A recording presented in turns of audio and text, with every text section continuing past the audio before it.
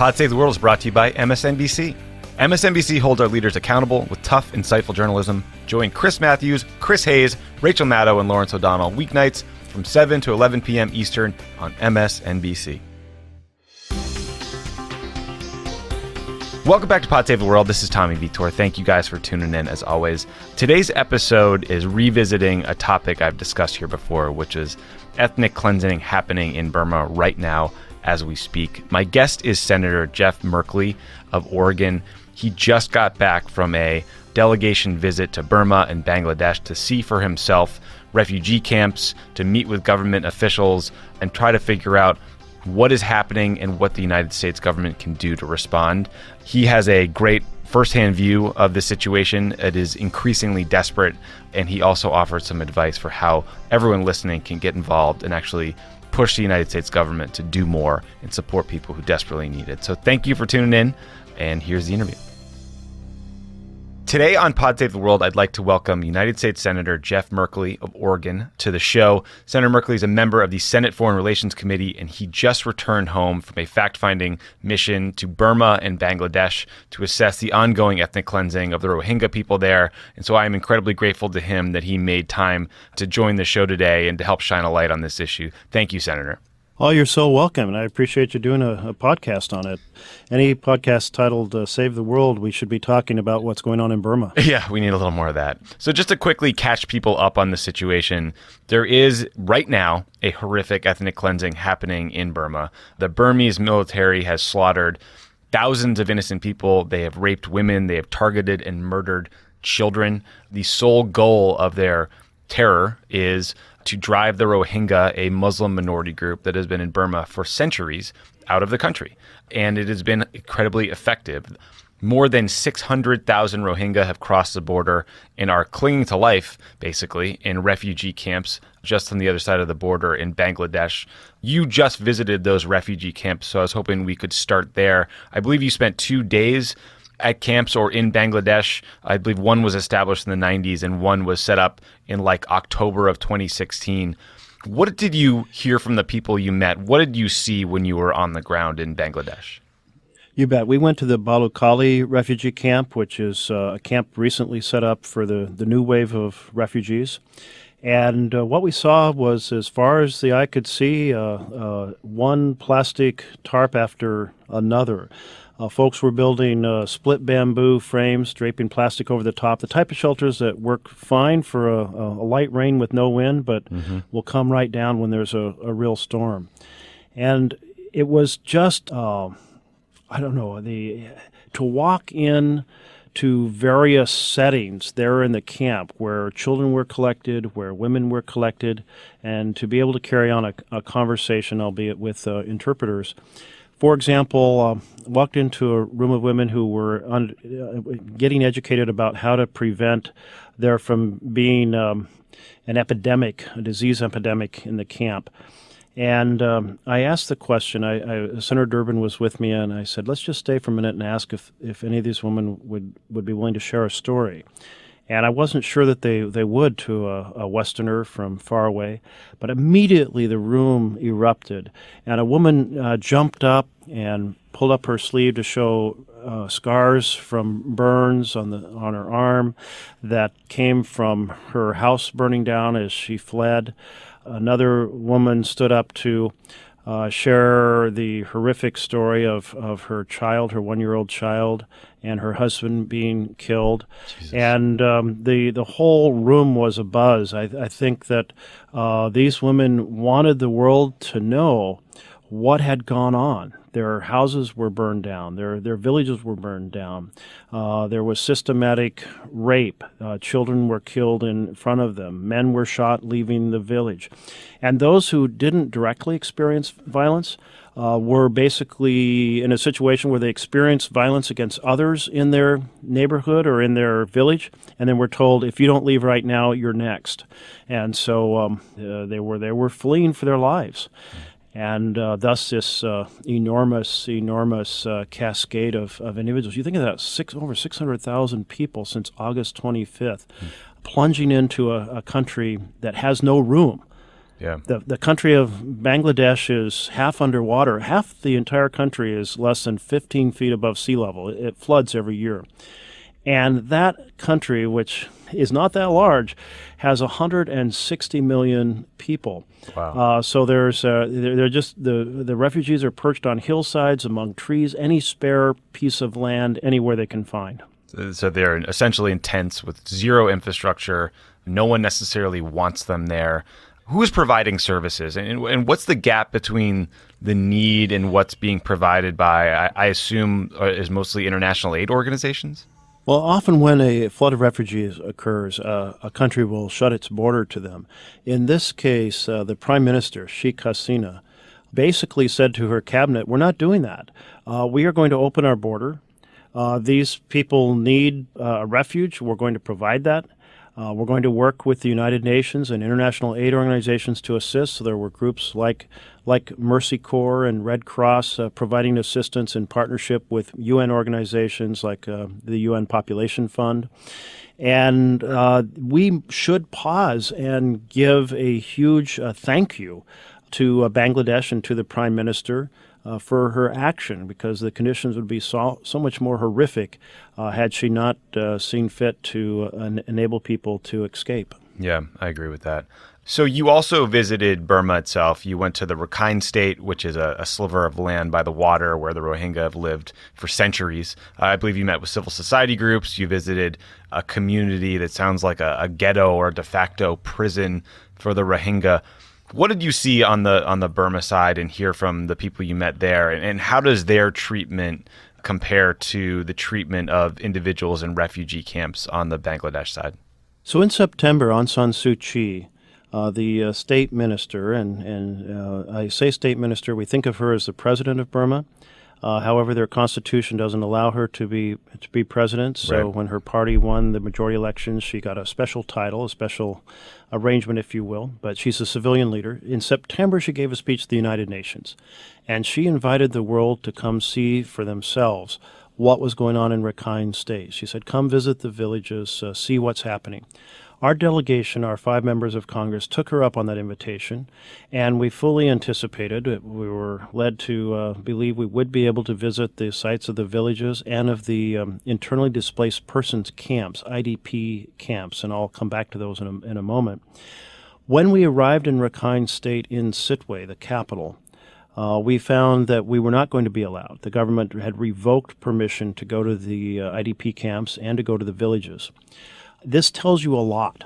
They are determined to seal the world off from seeing what happened. I mean, not only were villages burned, but many traces of the villages are being removed in order to make it more difficult for people to return. In that sense, this really, doubles down on the words ethnic cleansing. They're really cleansing the ground, trying to make it difficult to have a possible return. There is one camp, though, in the capital of Sitwe. And you can think of this as a neighborhood that has been walled off from the rest of the city.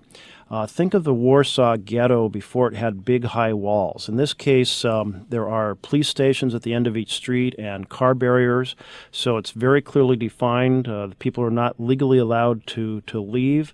If they were to sneak out, it would be a crime and they would be returned. There may be some punishment for that. They cannot go and open their shops a small distance away. They have to get permission to travel to an IDP camp for a healthcare condition to get a referral to travel back to the hospital that's just a few minutes away from their neighborhood. So it turns what should be a 5-minute trip into a trip of many hours. Mm-hmm. They were dependent upon rice being donated from the government, and they're not getting enough of it. They are dependent on school teachers for their high school inside the neighborhood, and those teachers haven't returned since August 25th. They do have volunteer teachers for the lower grades from the community. But this is, you can think of this as a prison within the city. And many of them who voted in 2010 said to us that they had their voting rights stripped from them just after that. Yeah. So this is a a lighter version of the camps, which have even more serious restrictions.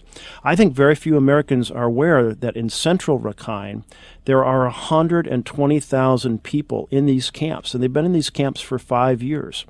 And in northern Rakhine, where the villages were being burned, you now have an estimated just 1 out of 8 members of the Rohingya community are left. 1 out of 8. That's shows the effectiveness of the assault of the government's effort to drive them out of the country. Yeah, I think that what you just outlined is what makes people who've worked on this issue for a long time so angry and so frustrated. Is as horrific as the recent events have been, this is a problem that they've seen coming for a very long time. The Rohingya have been treated like a pariah in their own country for far, far too long. But I'm also glad you raised Aung San Suu Kyi. Like you said, she's the state counselor of Burma, sort of similar to prime minister or president. But for decades, she was a political prisoner and an activist in Burma. She won a Nobel Peace Prize in the early 90s for what was seen as a heroic resistance. Today, she is being harshly criticized by some people. Some would argue she's complicit in this ethnic cleansing, that she deserves our contempt, that her Nobel Peace Prize should be revoked. Others say she's in an impossible position because, like you said, her job is in some ways a figurehead. The military holds a lot of sway. They're actually conducting the ethnic cleansing, and they hold all the real power. You met with some of her ministers. Like, what did you hear from them, and where do you land on this debate over how much blame she should shoulder? Yes, we met with the union minister for her office, who is the top government official. We met with her national security advisor. We met with the union minister for social welfare. And we also had the chance on the military side to meet with one of the deputy ministers who covers the border affairs. Frame your answer. Let me turn the clock back to independence in the 1940s. From I believe it was 48 through 1962, when there was a military coup, the Rohingya were pretty free to operate and participate, to be involved in the country. And after the military coup, the oppression became much worse. Now, the military over the past decades has had an operating style of basically time and time again burning villages, systematic rape, oppression of rights, and driving people out of the country. It's happened in a number of provinces, so the Rakhine state is not unique. This brand of action is what was on full display to the world since August 25th. And it is the military that has, under the Constitution, full control of international security and domestic security.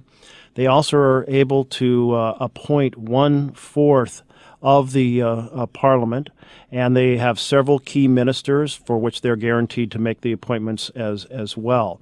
And so they wield tremendous power. And it wasn't anticipated by the military that they would ever not be in charge. The fact that Aung San Suu Kyi's party won a majority despite the quarter of the seats given to the military was a surprise and an opportunity. But her government is to some significant degree a facade for still a country run by the military. And so when you think of war crimes, when you think of who's responsible for ethnic cleansing, it has to be the Burmese military that you're targeting. Now, this doesn't let her off the hook, because she has a responsibility to call out these crimes against humanity. She has a responsibility to draw international attention. And when she issues an invitation to the world to come see what's going on, she has a responsibility to make sure that those who visit, like we did, actually get to see what is going on. And if our ability to visit was vetoed by the military, then she should say that. Yeah. She has a responsibility to help design the changes that would lead to the Rohingya having the rights to operate as full participants in Burmese democracy. But she's been very unsympathetic to that. The prejudices against this ethnic group of Muslims in a Buddhist state, is huge. The general view of the citizenry, and polling says that this is held by 90% of the citizens in the country, is they view this population as illegitimate intruders, even though they have been there often for centuries. Right. But the argument is that they were brought in under the colonial period as cheap labor, that they were brought in from across the river, that they aren't a legitimate minority. In fact, a 1982 law that laid out recognized 135 ethnic groups in the country, deliberately excluded them from being mentioned. And at that point, a lot of them did lose their rights to vote and citizenship at that point. Mm-hmm. So that's the framing. And she has seemed to have shared that framing and not stood up for these folks who have lived in the country for a couple hundred years. Yeah.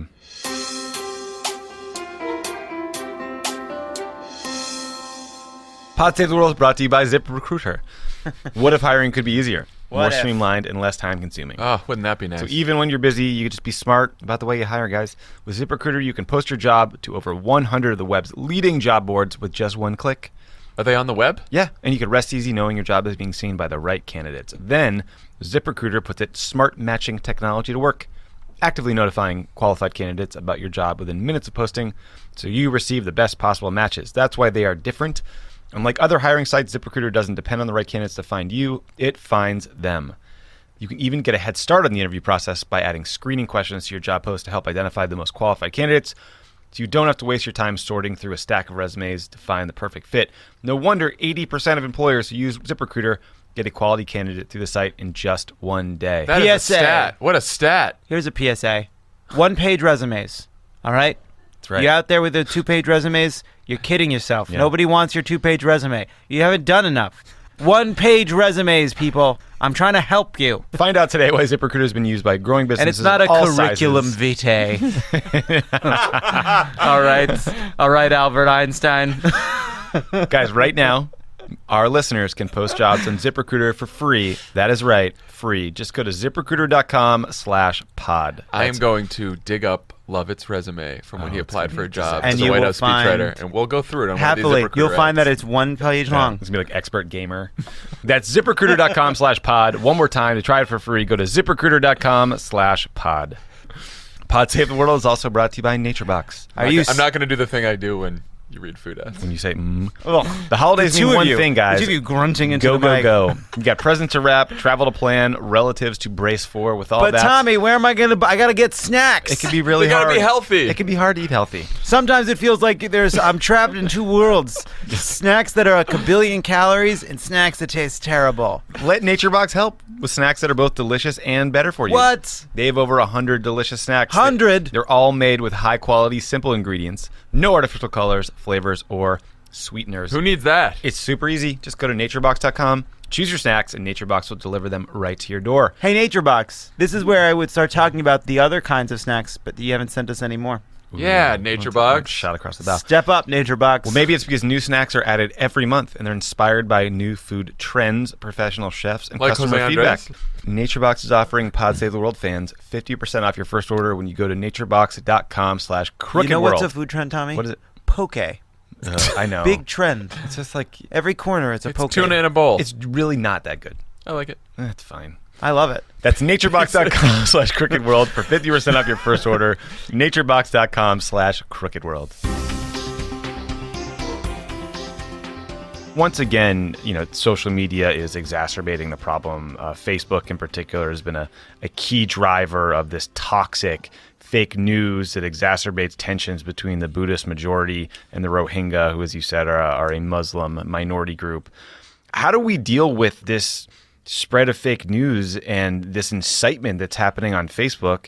And relatedly, what does it do to our moral authority and our ability to address these problems and to push Burma and to push technology companies like Facebook to prevent the spread of inflammatory fake news when our own United States president is spreading racist, disgusting, anti-Muslim videos on Twitter just today?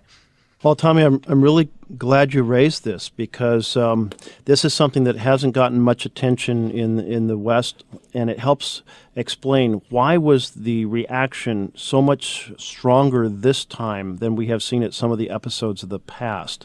And I should mention that there is a rebel group. It's known as ARSA, or the Arakan Rohingya Salvation Army. It's a group of folks who do occasional strikes on military outposts, and they did conduct a strike on August 25th, and about a dozen security officers were killed in the course of that. And it was in reaction to that the military swept in and started burning villages. There is no way that one can justify ethnic cleansing on the basis of a few rebels striking a couple of police outposts. I wanted to set that context. Right. But part of what happened in the reaction, and by the way, the military's reaction was aided by nearby Rakhine minorities that held the same views and then as the military, and then threatened these villagers and sometimes participated in the assaults on the villagers. So there was a group that from outside the military that helped amplify the reaction. And part of the reason that reaction was so swift and so strong was because in just the last 3 years, Facebook has swept the country, and it is the internet. It isn't like there is Facebook and it's a one spot you go to on the internet. Essentially, it is the internet there. And so when people put up stories, fake stories of Rohingya attacking Rakhine, or told stories about terrible, horrific attacks, people absolutely believed it. They believed anything posted on Facebook must be true, or you wouldn't be allowed to post it. They don't really kind of digest, as we don't completely, that so many false stories are spread on Facebook. And so that inflamed emotional reactions that stemmed from the social media really added to the severity of the crimes that were committed. And you asked, how do we address this? And you mentioned that our president put up two videos today that are videos deliberately intended to inflame animosity and hatred and discrimination against Muslims. Right. And by the way, this is so unacceptable, unforgivable that our president should be driving these divisions. Our Pledge of Allegiance, one nation under God, indivisible. Well, our president doesn't understand the word indivisible. He doesn't understand that we are Americans. He wants to divide one group of Americans against another. He does it time and time again. He's done it against Mexicans. He's done it against African Americans. He's done it against disabled. He's done it against women. He's done it against veterans. And he certainly has done it probably more than any other group against Muslims and Muslim Americans. Yeah. And when he does that, we need to stand shoulder to shoulder with our fellow Muslim Americans. And I've already criticized the president for those videos he put up today, but it's beyond conception that an American president should do that.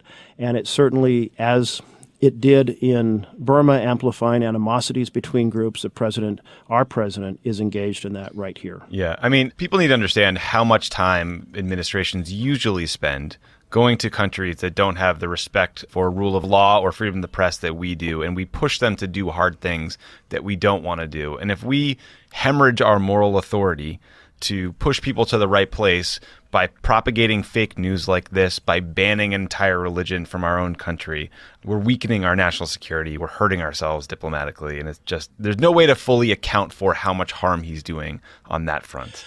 No, and in terms of national security, there are two pieces of this we should pay a lot of attention to. When you drive hundreds of thousands of Muslims into a refugee camp in Bangladesh, it becomes a place where radicalization can very easily breed. And I know Bangladesh is very, very concerned about this.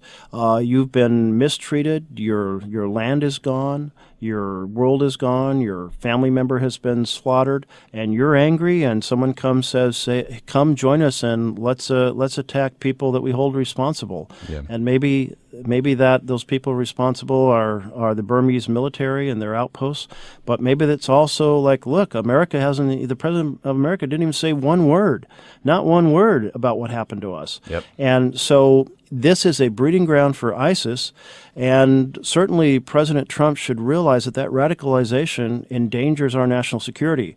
I've been pushing for President Trump to speak publicly about this cleansing, this horrific crime against humanity.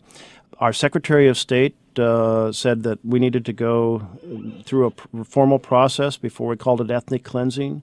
The Secretary of State has completed that and has now called it ethnic cleansing. That's a step forward. But we have yet to hear one public word from President Trump on this issue. And to the Muslim world, it looks like, well, if it was some other population, you would be saying with moral authority, this is unacceptable. Yeah. But because it's Muslims that are being killed and raped and driven from their land, you're not saying a word. Yeah. And that just feeds right into ISIS's recruiting strategy.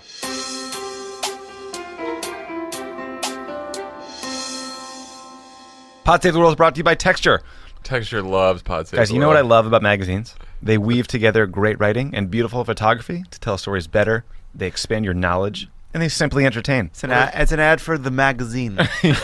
National Geographic takes you further away. The Atlantic gets to the heart of the issue. People helps you relax. Wired and Vogue lets you see the future, and it is frightening.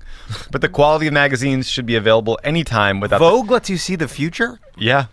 Yeah, what? Apparently. I mean, Wired, sure, your headsets, computers. I guess Vogue, it's like, here's some crazy shit you may be wearing next year. The quality of magazines should be available anytime without needing to carry them around or have them clutter up your home. Well, now there's a better way to get your favorite magazines. The Texture app. They deliver unlimited access to over 200 premium magazines. And right now, you can try Texture for free. Just imagine, having your favorite magazines and their back issues anytime, anywhere. To start Texture for free, go to texture.com/crookedworld. If you choose to continue, podcast listeners will get Texture for just $9.99 a month. Whoa. That's over 30% And you get all those off magazines. their listed price. They're also great gift options for the holiday season.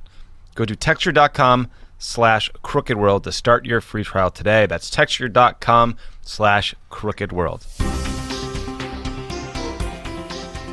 Look, there are times when humanitarian responses and interventions are incredibly complicated. I approach this with a lot of humility as someone who worked on Syria policy, and am far from proud or happy about the outcome there. But when you read books like Samantha Power's book, A Problem from Hell, which talks about genocide and genocide prevention, or when you read about Rwanda and the Clinton administration's response in the 90s, there are things you can do that are well short of going to war to pressure countries to stop things like ethnic cleansing. It doesn't appear to me like the Trump administration has done any of it. They've announced $47 million in humanitarian assistance. I guess Tillerson took one trip over there, but he's generally pretty feckless. He's busy slashing jobs or whatever he does at state. As you noted, Trump hasn't said anything. How do we push them to do more? Like, where do you think the levers are? Well, one lever is through the United Nations, and we have participated in a dialogue there in the Security Council for a resolution that was going to be blocked by China, so the UN Security Council did put out a statement rather than a resolution. And then the Third Committee of the UN has voted on a draft resolution that will be forwarded to the full body, voted overwhelmingly in support of it, condemning what's taking place. I think, though, that this situation requires more than just statements and resolutions. We really have to have an international discussion about the ways pressure can be applied. And that just isn't happening. And it won't happen as long as the President of the United States can't even say a public word about the challenge. Yeah. By the way, you mentioned the challenge of responding about what you do after you have these refugees and the humility we should have. Bangladesh is working with Burma to work out a strategy for repatriation. And they have an initial agreement initialed that hasn't been the details haven't been released. But from what we hear, it basically probably doesn't address what needs to take place. My concern, and the concern of many, is that Bangladesh will be in a hurry to get people back across the border. Burma will proceed to put people into camps rather than returning them to their villages. And to have more camps, I mean, these camps breed isolation, which breeds prejudice, which breeds discrimination, which breeds hatred. Putting people in camps is just unacceptable. And so people need to be able to go back to their village. They won't go back unless they have very, very strong guarantees of their safety because they are terrified of their vulnerability from the neighboring communities and from the military. They have to have a way to have a pathway to be participants in Burmese democracy. They have to have voting rights.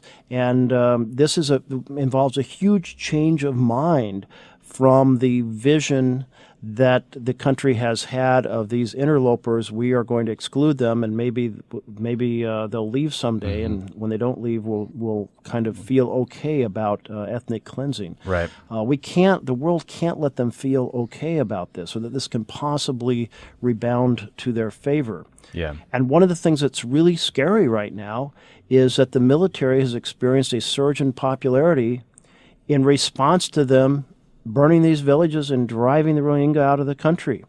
And in the next elections, that could put the military in charge of the democratic side as well as the military side of the government.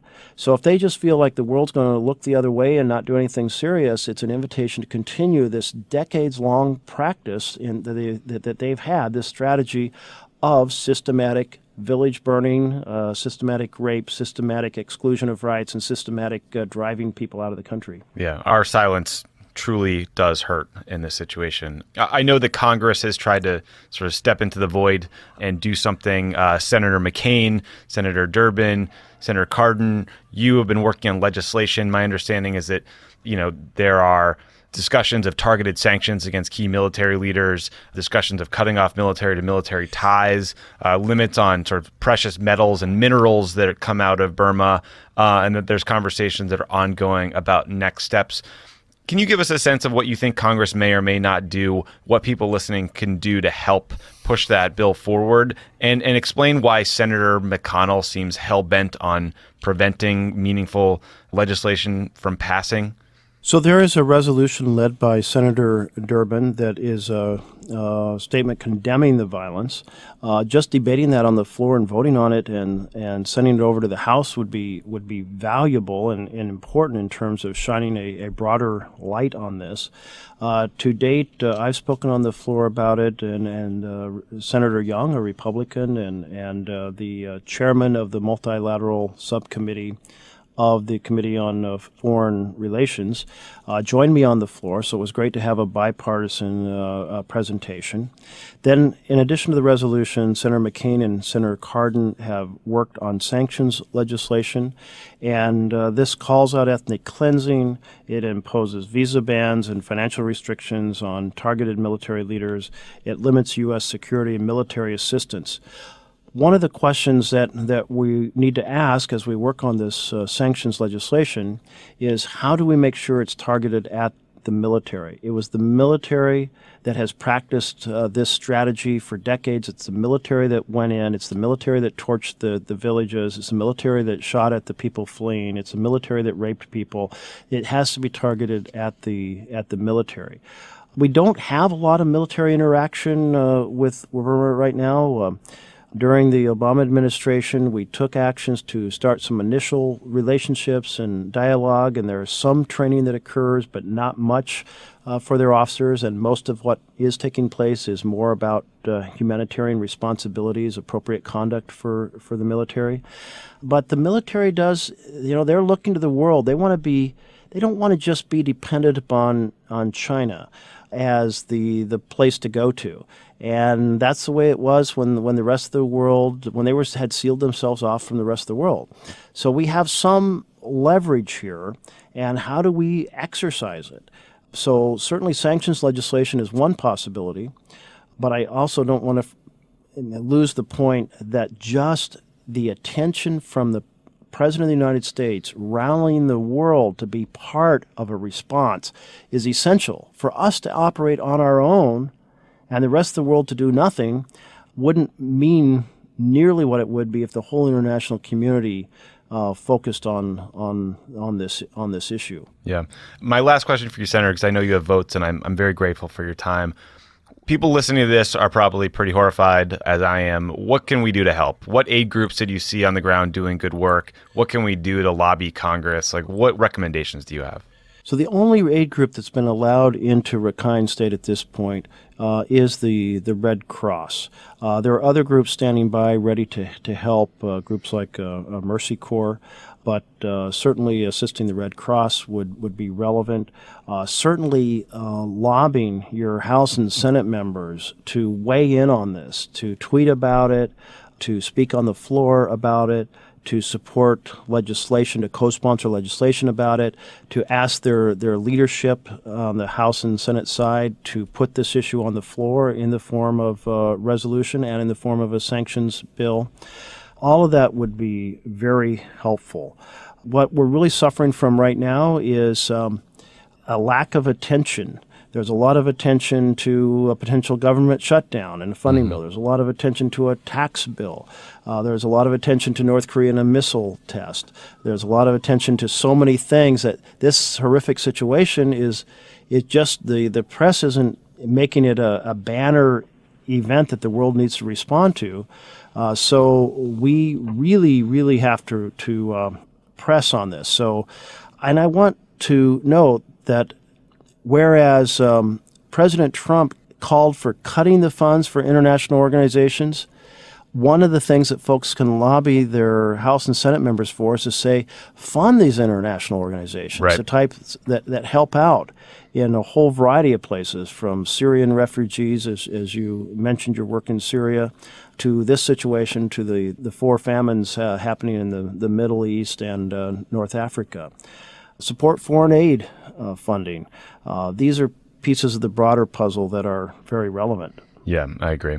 Senator, thank you so much for your time today. Thank you for taking this trip and filling us in on what you saw and your continued focus on this issue. It is very important. There's not nearly enough attention being paid to it, so I'm very grateful to you and the group that you went with for all the work you're doing.